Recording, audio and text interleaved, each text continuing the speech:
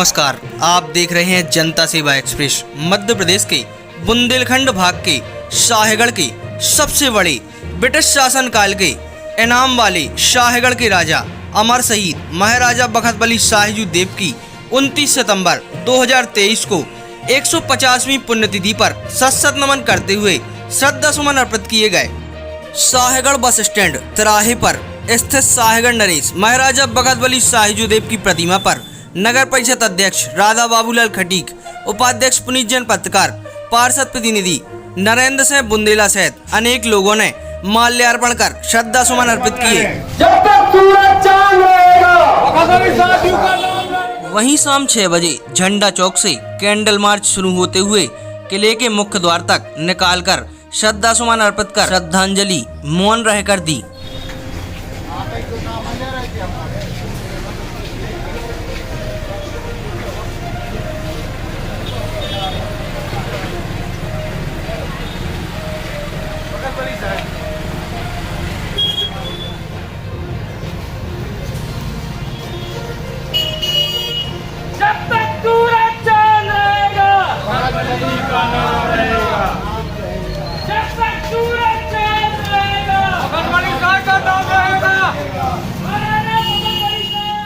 तत्पश्चात समाज सेवी दामोदर सेठ ने राजा बखतबली शाहजी के जीवन पर प्रकाश डाला। बहुत ही गौरव हो रहा है कि हमारे शाहगढ़ महाराजा बखतबली शाहजी 150वीं पुण्यतिथि मनाने का हम सभी को सौभाग्य लगा है।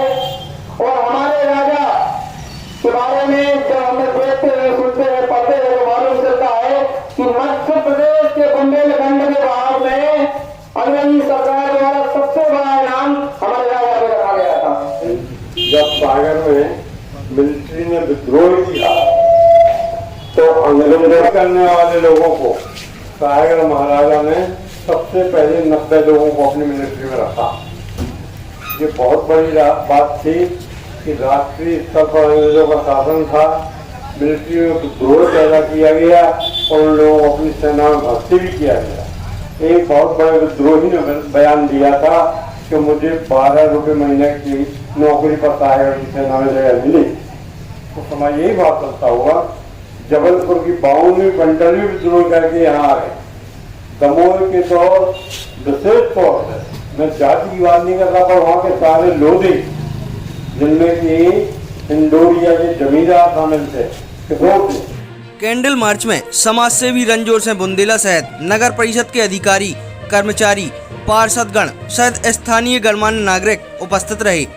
हम जनता सेवा एक्सप्रेस के सभी दर्शकों को इतिहास के पन्नों में लिखे शाहगढ़ राजा अमर शहीद बखतबली शाह की संपूर्ण गाथा पर प्रकाश डालते हुए आपको उनके पराक्रम, शौर्य एवं राष्ट्र प्रेम व शाहगढ़ के नाम को पूरी दुनिया में अमर व गौरवान्वित करने के कार्यों से अवगत कराते हैं। शाहगढ़ के राजा बखतबली शाह ने 1857 के महासमर में महत्वपूर्ण भूमिका निभाई।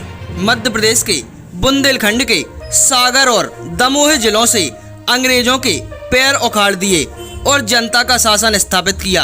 1857 के प्रखर योद्धा बानपुर के राजा मर्दन सिंह, तात्या टोपे और झांसी की रानी लक्ष्मीबाई उनके साथी थे। राजा बखतबली शाह शाहगढ़ के राजा थे। उनकी रियासत में 750 गांव थे, जिसमें गड़ाकोटा, शाहगढ़, मालथौन क्षेत्र भी शामिल था, जिनकी आय 4 लाख रुपए वार्षिक थी। उस समय यह राज्य गड़ाकोटा के नाम से जाना जाता था। सन 1810 में नागपुर के भोसले शासक ने गड़ाकोटा पर आक्रमण किया।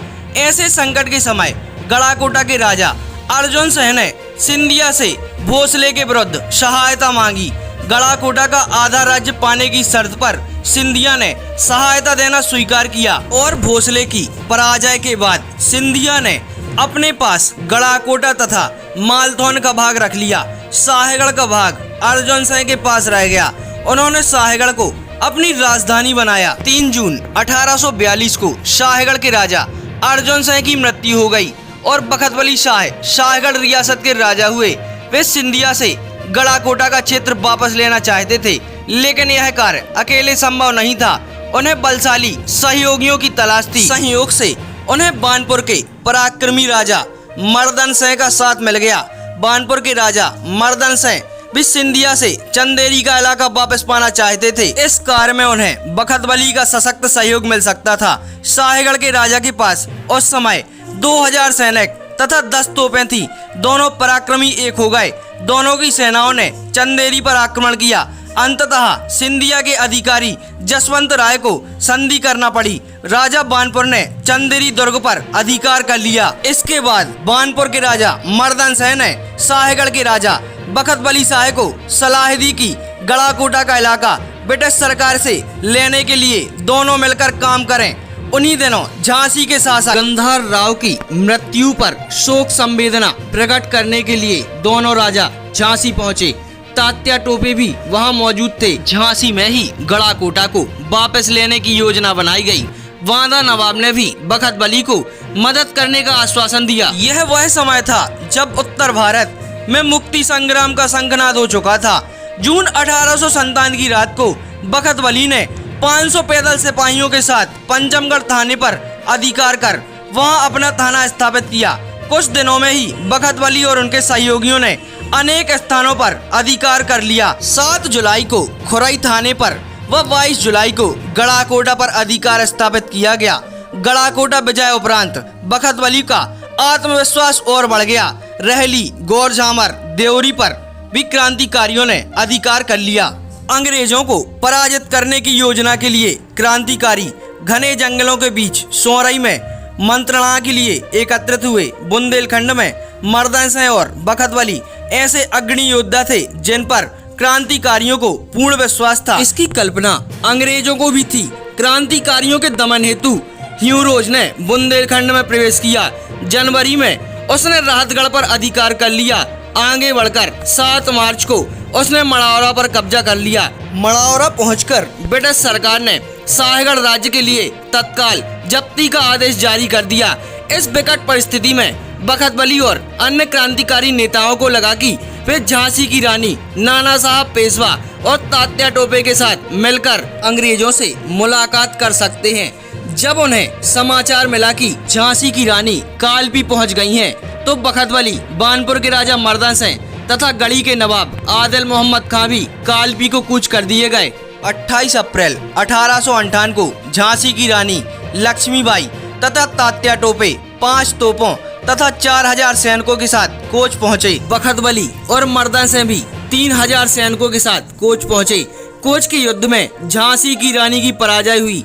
झांसी और कालपी के पतन के बाद बखत बली और मर्दन सिंह ईसानगर होते हुए शाहगढ़ की ओर लौट गए।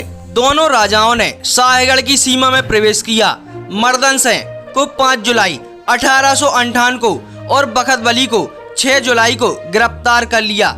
इन राजाओं को सागर जिले से निर्वासित करके लाहौर भेज दिया गया। बखत बली को लाहौर में मोरी दरवाजे के पास हकीम राय की हवेली में नजरबंद रखा गया। 1873 में बखत बली को वृंदावन लाया गया, जहां 29 सितंबर 1873 को उनका देहवासन हो गया।